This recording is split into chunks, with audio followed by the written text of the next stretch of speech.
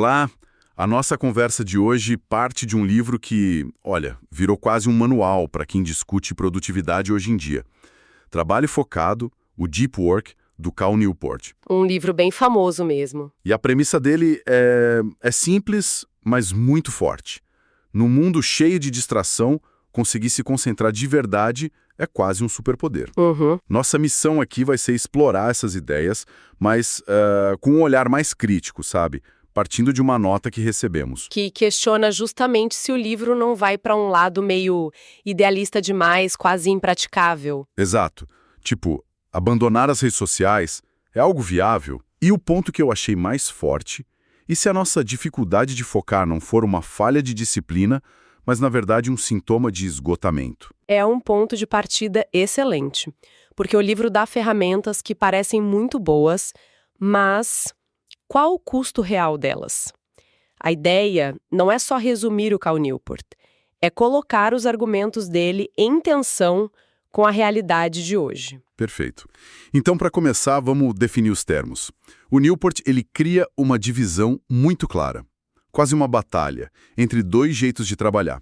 De um lado, o herói da história, o tal do trabalho focado. Que ele define como aquelas atividades que você faz num estado de concentração total, sem nenhuma distração, sabe?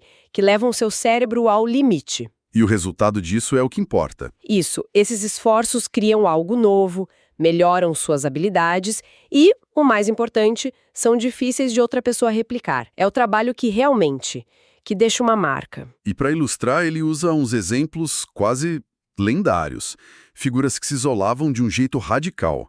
Ele fala do Carl Jung, que construiu uma torre de pedra para ele. A Torre de Bollingen, sem eletricidade, sem água corrente. E não era para passar as férias, né? Era parte do processo de trabalho intelectual dele. Uma imersão total. É a mesma lógica que ele aplica, por exemplo, Mark Twain. O livro conta que ele escrevia num galpão, tão isolado que a família precisava usar uma buzina para chamar para o jantar. Parece um exagero, mas o resultado foi Tom Sawyer. A tese é essa: grandes obras exigem grande isolamento. Mas aí alguém pode pensar, mas isso era antes da internet. Sim, mas ele argumenta que o princípio continua valendo e cita o Woody Allen, que, em plena era digital, escreveu e dirigiu 44 filmes em 44 anos. Como? Usando uma máquina de escrever. Isolado de qualquer e-mail, de qualquer notificação. A ferramenta, no caso, funcionava como um escudo contra as distrações. E do outro lado dessa batalha está o vilão da história, o trabalho superficial. Que são aquelas tarefas mais logísticas, né?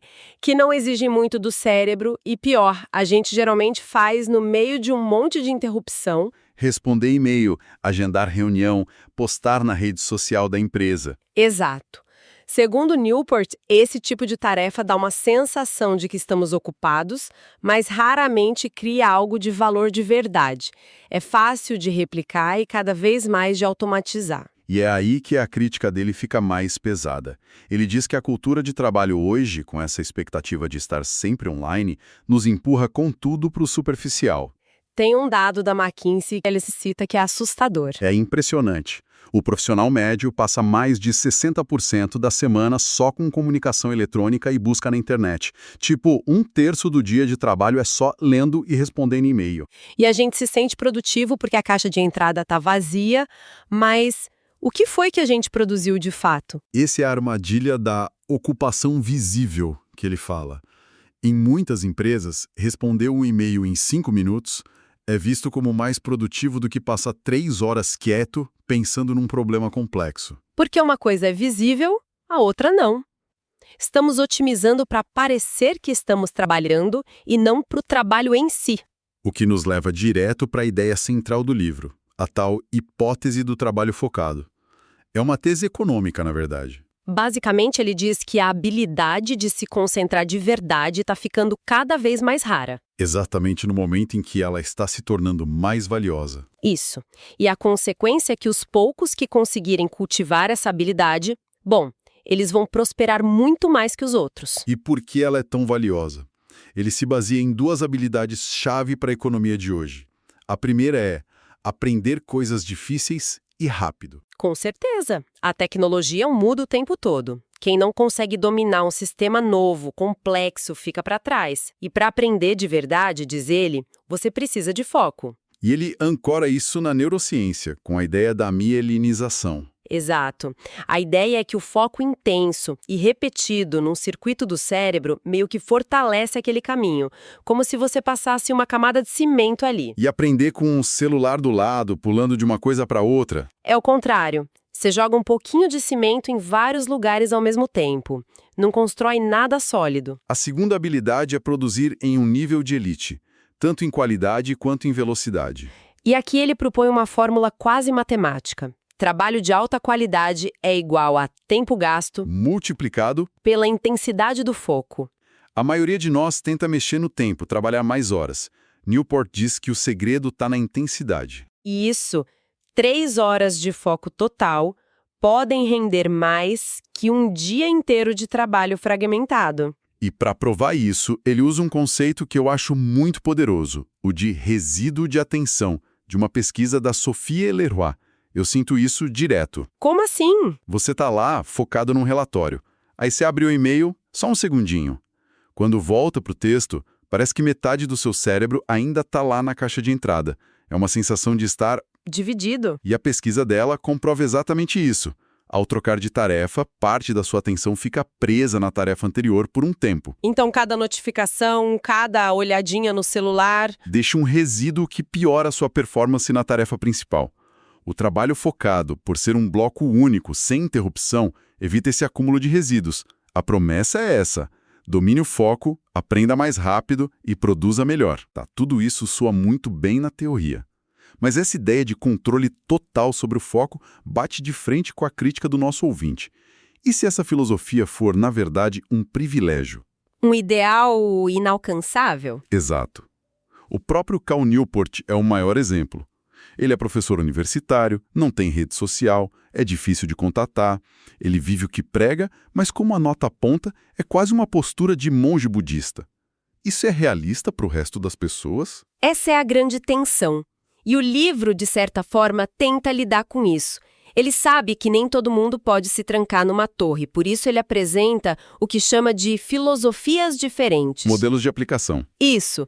A mais radical é a filosofia monástica, que é a do próprio Newport. É a turma que tenta eliminar o superficial quase por completo. O que, para 99% das pessoas, é impossível.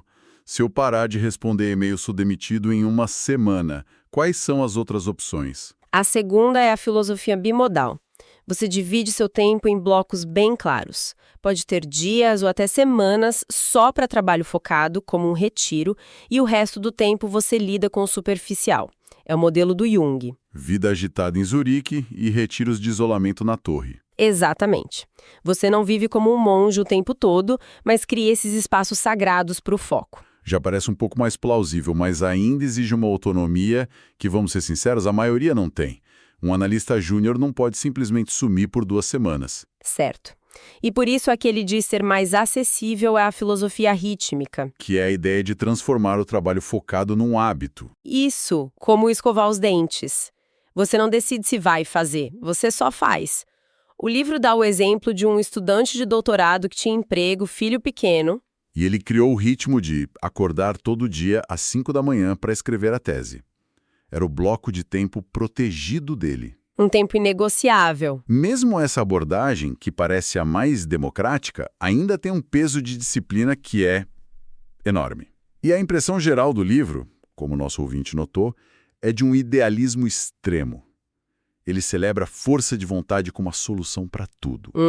O que me leva à história do Jason Ben, que o livro usa como um caso de sucesso. Ah, sim.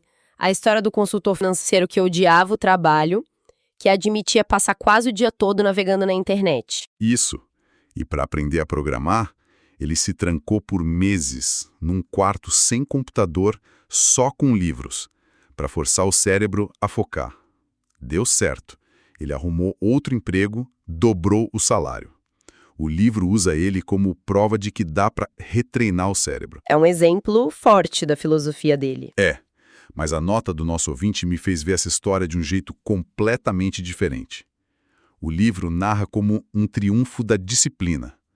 Mas, e se a distração do Ben não fosse o problema, mas o sintoma? Como assim? E se a compulsão dele por navegar na web fosse um sinal de que ele estava esgotado? Ou num trabalho tão sem sentido que a fuga era a única resposta saudável? É uma releitura poderosa. O Newport provavelmente diria que é um ciclo vicioso, sabe? O trabalho superficial gera insatisfação, que leva à distração, que impede o trabalho focado, que poderia gerar o sentido que a pessoa busca. E a disciplina radical do Ben foi o jeito que ele achou de quebrar esse ciclo à força. Exato. Para o autor, não foi ignorar o esgotamento, foi uma forma de superá-lo. Mas a pergunta que a crítica nos força a fazer é: essa quebra-força é heroísmo ou é perigoso? Estamos falando de treinar a mente ou de ignorar os sinais de que o corpo e a mente estão no limite? E essa é a grande armadilha da literatura de produtividade, né? Ela tende a colocar toda a responsabilidade no indivíduo, na força de vontade dele. E ignora fatores externos, como uma cultura de trabalho tóxica, excesso de demanda. Exato. A história do Ben pode ser lida de duas formas. Um homem que fortaleceu a mente ou um homem que precisava desesperadamente de um emprego melhor. O livro celebra a primeira. A crítica nos convida a pensar na segunda. Então, como a gente sai desse impasse? Porque a ideia central do livro, de que o foco é uma vantagem competitiva e uma fonte de satisfação, parece inegável. Sim, a mensagem principal não deve ser jogada fora. O alerta sobre o custo do resíduo de atenção, da fragmentação do nosso tempo, isso é mais relevante do que nunca. Então a crítica não invalida o livro, mas o coloca em perspectiva. Exatamente. Talvez a lição não seja virar um eremita digital, mas ser radicalmente intencional com o nosso tempo e nossa atenção. E saber a diferença entre um desafio que exige mais disciplina e um ambiente que está nos esgotando. O livro oferece um martelo, mas nem todo problema é um prego. Perfeito. O desafio é aplicar os princípios, criar blocos de tempo, minimizar a troca de contexto de uma forma que se adapte à nossa realidade, sem cair na armadilha de romantizar o excesso de trabalho. É usar o foco para construir uma vida melhor, não para se esgotar de um jeito mais eficiente. Exatamente. O que nos deixa com um último pensamento. O Newport termina o livro dizendo que uma vida focada é uma vida boa. Ele compara a satisfação do trabalho profundo com a de um artesão que domina seu ofício. Ele liga o foco não só ao sucesso, mas a um senso de propósito, de significado. Certo.